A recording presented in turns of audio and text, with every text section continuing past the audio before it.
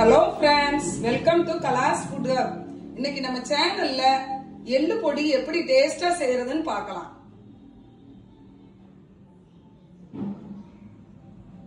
எள்ளு பொடி செய்யறதுக்கு 100 கிராம் கருப்பு எள்ளை அடுப்ப சிம்ல வச்சு வறுத்துக்கிடலாம்.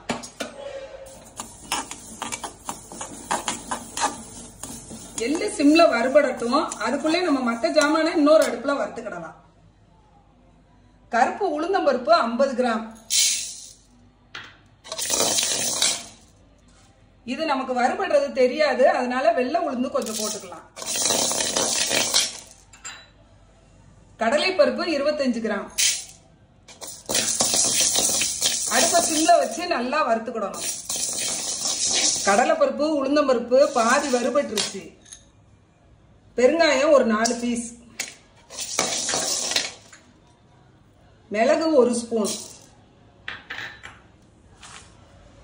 மிளகாய் வத்தல் 8.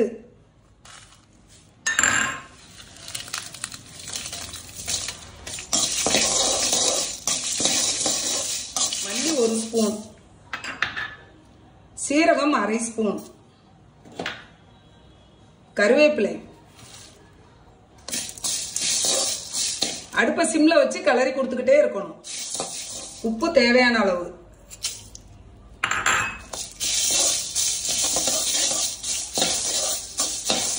இந்த ஹீட்லயே சரியா வரும். அடுப்ப ஆஃப் பண்ணிடலாம். எள்ளும் நல்லா வறுபட்டுருச்சு. அடுப்ப ஆஃப் பண்ணிடலாம். ஒரு தட்டுல கொட்டி ஆற வச்சிடலாம். நல்லா ஆறிடுச்சு. மிக்ஸி ஜாருக்கு மாத்திக்கலாம். இதை ஃபர்ஸ்ட் தனியா கொரகொரப்பா அரைச்சிட்டு வந்துடலாம். கொரகொரப்பா அரைச்சாச்சு. இப்ப எள்ளை இது கூட சேர்த்துக்கலாம்.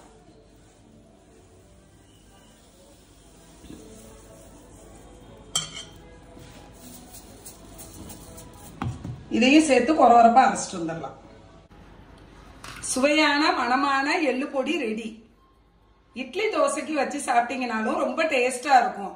சுடுசாதத்தோட இந்த பொடி போட்டு சாப்பிட்டா ரொம்ப டேஸ்டா இருக்கும். நீங்களும் இதே மாதிரி உங்க வீட்ல ட்ரை பண்ணி பாருங்க. உங்களுக்கு இந்த பொடி பிடிச்சிருந்தனா கலாஸ் ஃபுட் ஹப் சேனலை லைக் பண்ணுங்க, ஷேர் பண்ணுங்க, சப்ஸ்கிரைப் பண்ணுங்க. பக்கத்துல இருக்கிற பெல் ஐகானை கிளிக் பண்ணுங்க.